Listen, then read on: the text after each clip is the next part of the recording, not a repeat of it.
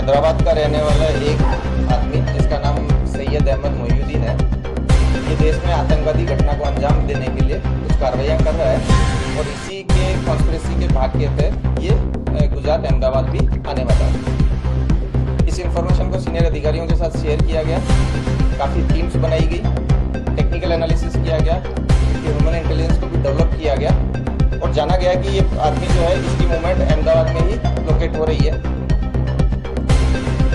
जो अलग अलग टीमें बनाई गई थी उनमें से इस आरोपी को अडालज के पास जो टोल नाका है इस पे वॉच रखी गई क्योंकि इसका मूवमेंट उस साइड में आ रहा था।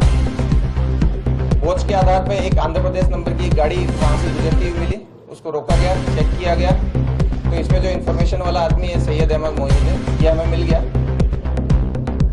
इसको चेक किया गया, सरकारी विटनेसेस के सामने इसकी सर्च की गई तो इसके पास में एक बैग मिला जिसके अंदर एक बॉक्स में अच्छे से रैप किए हुए एक डब्बे के अंदर 3 वेपन मिल गए। ये 2 ग्लॉक थी, साथ में एक बेरेटा पिस्टल है और साथ में 30 राउंड है। इसके साथ साथ एक प्लास्टिक के डब्बे के अंदर लगभग 4 किलो कैस्टर ऑयल भी मिला। इस सैयद अहमद मोहिउद्दीन को एटीएस ऑफिस ला करके डिटेल इंट्रोगेशन किया गया। इसके फ़ोन में भी बहुत सारी चीज़ें मिली गई, इसके बारे में पूछा गया, इसके इतिहास को जाना गया। तो जो डिटेल्स मिली वो ऐसी थी कि सैयद जो है वो बेसिकली लगभग 35-36 साल की उम्र का एक व्यक्ति है जिसने चाइना से MBBS किया है। ये काफ़ी पढ़ा लिखा है, काफ़ी रेडिकल मेंटलिटी है इसकी। ये भारत में मोटे प्रमाण में मतलब बड़ी लोगों को नुकसान पहुंचा पाए इस तरह की आतंकवादी घटना को अंजाम देना चाहता था। इसके लिए बहुत सारे फॉरेनर्स के कांटेक्ट में था।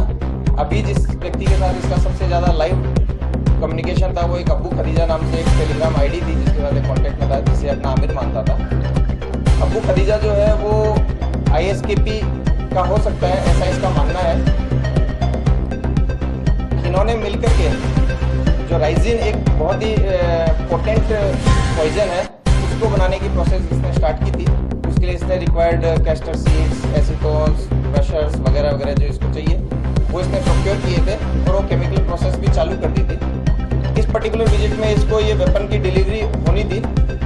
इन वेपन की डिलीवरी के बारे में जब पूछा गया तो ये कलोल के आसपास से इसको एक लोकेशन पे ये डेड ड्रॉप की तरह ये वेपन मिला था।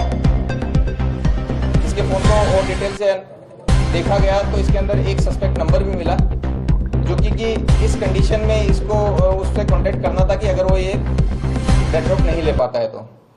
इस नंबर को जब चेक किया गया तो ये नंबर यूपी से मूल इसका SDR होना पाया गया और इसका मूवमेंट गुजरात में होना पाया गया। इसके लिए एक अलग से दूसरी टीम बनाई गई जिसमें DSP Birjit Parmar, DSP KP Patel, PI Sunil कनारा और दूसरे हमारे PI PV देसाई वगैरह, इन सबकी एक टीम बनाई गई। इस नंबर को लोकेट करने के लिए जब भेजा गया तो ये नंबर लगभग बनासकांठा के आसपास आया। वहाँ के बहुत सारे होटल्स, गाड़ियाँ सब चेक करने के बाद में ये 2 लोग हमें वहाँ से मिले हैं। ये जो दोनों लोग हैं ये लखीमपुर और शामली के हैं। इन दोनों के नाम आज़ाद सुलेमान शेख और मोहम्मद सुहेल मोहम्मद सलीम खान है। ये दोनों दीनी पढ़ाई किए हुए हैं, काफ़ी रेडिकल हैं। ये भी बहुत सारी फॉरेन एंटिटीज़ के कॉन्टेक्ट में हैं। इन दोनों ने मिलकर लखनऊ, दिल्ली, अहमदाबाद में कई सेंसिटिव प्लेसेस और भीड़भाड़ वाले जगहों की रेकी की है। साथ ही इन लोगों का जो मूवमेंट है वो कश्मीर में भी दिखाया है टेक्निकली।